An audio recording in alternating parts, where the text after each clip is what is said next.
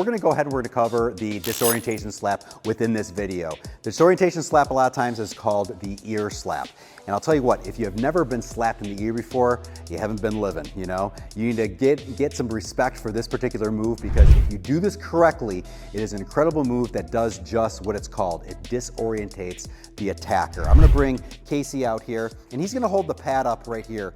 This is going to simulate the side of his face. And what we want to do is we want to slap that ear. And how we do that, we go ahead and cup the hand just like this, but we're not just slapping. We want to treat our arm like a big long bat, and we want as much body mechanics as possible as we can crank through this movement.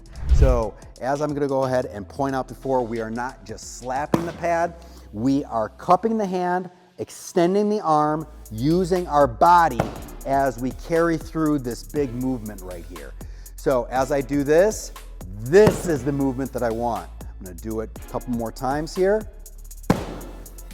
And again. So if I have Casey up on me right here, I'm gonna go ahead and release this pad. Let's say he grabs me right here with this arm. All we're doing is we're slapping this side of the face. But instead of just slapping the cheek, I'm using the ear to disorient him. And how I do that is I cup my hand slightly and I bring my whole body through. So it's not just this kind of movement. It's the whole arm, it's the whole mechanics of the body turning that really makes this move work and delivers a whole lot of power to this shot right here. So if he does this, all I do is come through just here like so.